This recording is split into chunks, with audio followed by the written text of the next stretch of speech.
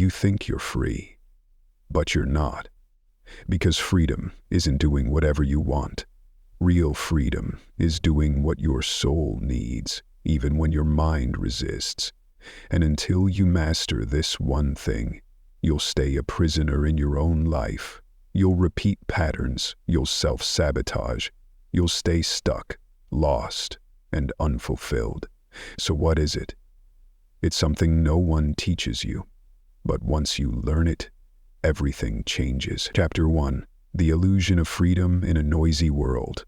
We live in an age that worships freedom. Freedom of choice, freedom to speech, freedom to be whoever you want. But beneath the surface of this cultural obsession lies a profound irony. Most people are not free. They are deeply enslaved, not by governments or systems, but by their own minds. We are bombarded by noise, advertisements, social media, endless options, endless opinion, and yet, this external freedom comes at the cost of internal clarity. Psychologically, we become fragmented, overstimulated, and disconnected from our inner compass. We confuse stimulation for fulfillment. We chase pleasure and novelty, but avoid depth and meaning. The brain adapts to this chaos by constantly seeking dopamine hits. Scroll, swipe, binge, repeat.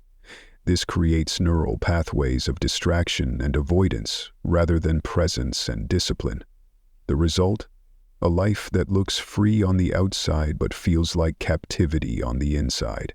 You think you're making choices, but most of them are just reactions to fear, conditioning, or avoidance of pain. True freedom isn't about doing what feels good. It's about doing what is right for your inner evolution, even when it's uncomfortable.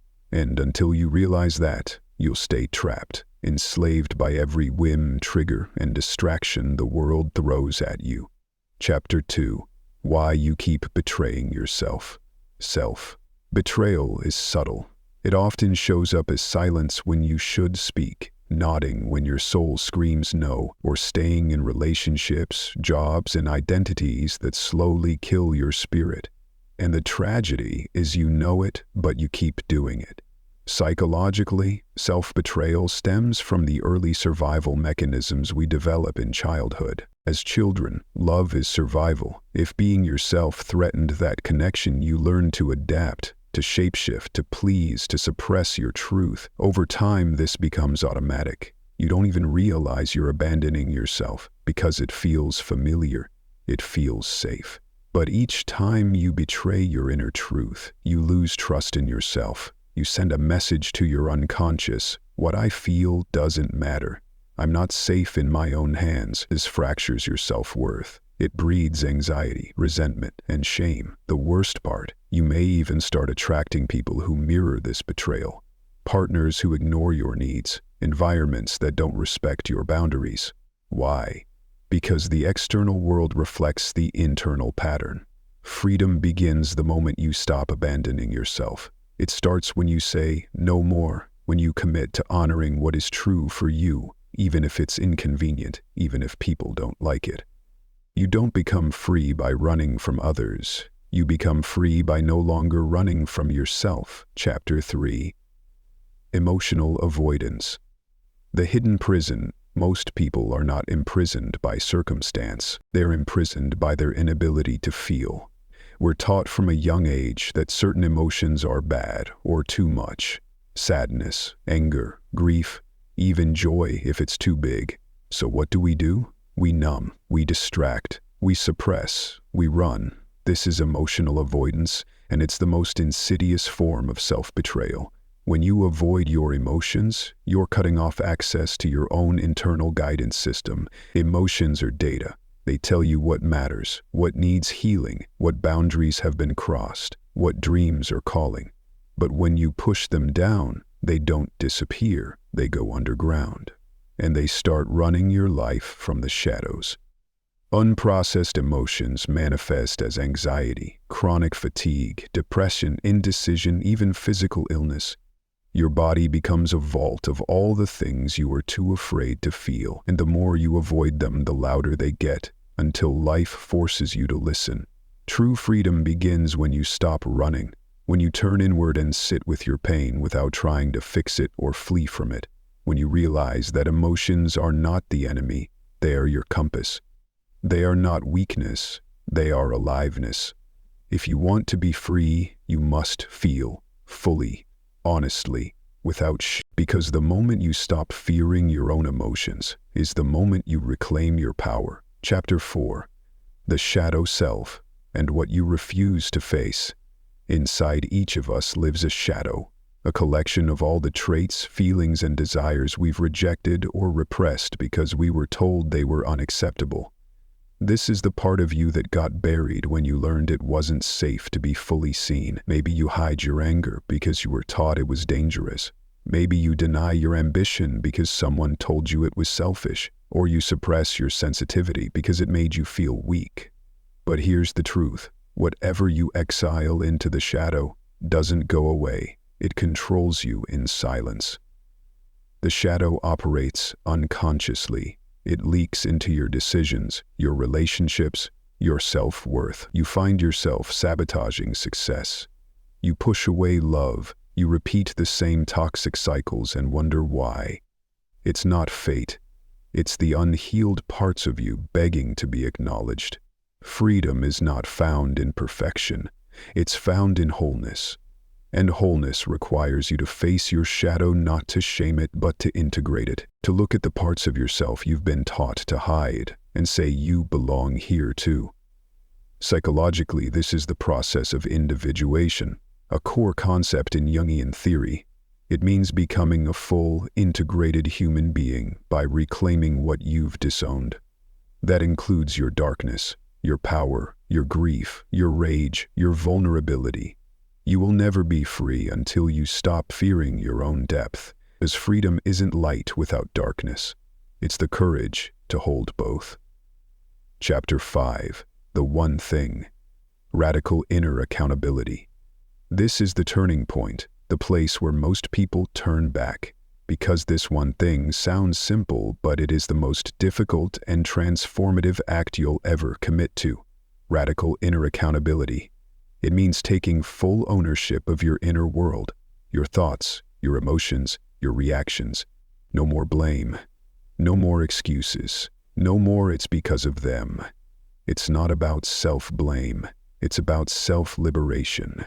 Most people outsource their power by unconsciously blaming their past, their parents, their partners, their job, even the world itself.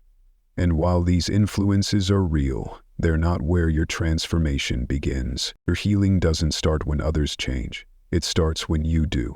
Radical accountability doesn't mean everything is your fault. It means everything is your responsibility. That's the key. Your triggers, yours to understand. Your boundaries, yours to set. Your healing, yours to claim. Your freedom, no one else is coming to give it to you. Psychologically, this is the path from external locus of control to internal sovereignty. It's how you reclaim agency over your life. It's how trauma stops defining you and begins transforming you. Yes, it's painful, because when you stop pointing fingers, you start seeing yourself clearly. But that clarity is power. That responsibility is freedom. The moment you stop waiting for someone else to save you is the moment you start becoming who you were born to be. Chapter 6. How to Stop Abandoning Yourself. Self-abandonment happens in micro moments. When you say yes, just to be liked. When you ignore your intuition because you're afraid of being judged. When you put everyone else's needs above your own. Again. These are the silent betrayals that erode your sense of self. And over time, they become a lifestyle. Psychologically, this pattern is rooted in codependency, low self-worth, and attachment wounds. Many of us learned early on that love was conditional, that in order to be accepted, we had to suppress who we were. We internalized the message, if I am fully myself, I will be rejected. So we adapted. We became performers, pleasers, chameleons. But in doing so, we abandoned the very essence of who we are. To stop abandoning yourself, you must first rebuild trust with your inner being. That begins with presence, listening to your feelings, validating your needs, honoring your truth even when it's uncomfortable. Start small. Speak up when something doesn't feel right. Say no when you mean no. Rest when you're exhausted. Choose what aligns with your values, not what gets the most applause. Each act of self-honoring is a vote for your freedom, because when you stop betraying yourself, you stop needing others to validate you. You become your own sanctuary. Freedom is not found in fitting in, it's found in belonging to yourself. And the more you choose you, the real you, the less permission you need from anyone else to live your life. Chapter 7. Facing the fear that controls you. Fear is not the enemy. Unconscious fear is. Most people walk through life ruled by hidden fears they can't name. Fear of abandonment, fear of failure, fear of judgment, fear of success. These fears are embedded deep in the psyche, like programs running silently in the background, and they dictate everything: your choices, your relationships, your self-expression. We avoid these fears by staying safe. We shrink our dreams, silence our voice, avoid taking risks, and call it being realistic. But it's not realism, it's fear in disguise. Here's the psychological truth. What you fear most is often the gateway to your freedom, because beneath every fear is a suppressed desire, a buried truth, a lost part of yourself trying to break free. The key is not to get rid of fear, it's to meet it, to name it, to understand where it came from, to feel it without letting it paralyze you. This is called shadow integration, bringing the unconscious into consciousness. It's how fear loses its power. Freedom comes when you stop running from fear and start walking through it, with open eyes and a grounded heart. Because on the other side of that fear is your fullest life. The question isn't, how do I get rid of fear? The real question is, who would I be if I wasn't ruled by it? That version of you, that fearless, truthful, alive version, is waiting. But you have to walk through the fire to reach them. Chapter 8. Living from soul, not survival. Most people live in survival mode, even those with money, relationships, and success, because survival isn't just about food and shelter, it's about identity.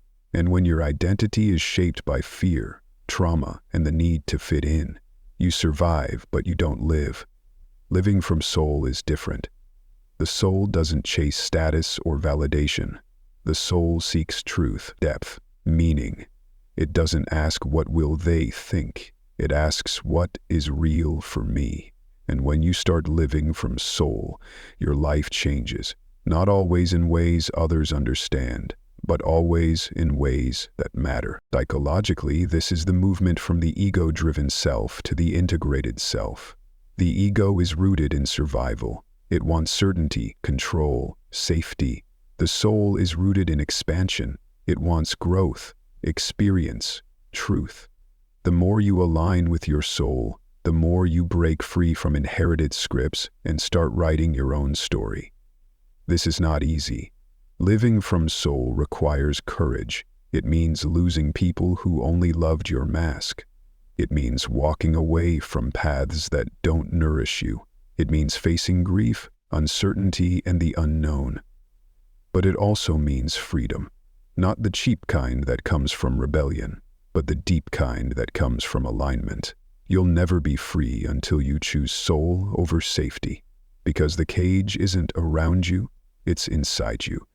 And only your soul holds the key. You'll never be free until you take radical responsibility for your inner world. No more blaming, no more hiding. Freedom isn't found in escape, it's forged in truth.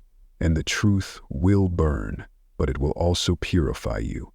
If you want real peace, real power, and real purpose, you've got to go within. Because that's where your freedom was locked up all along.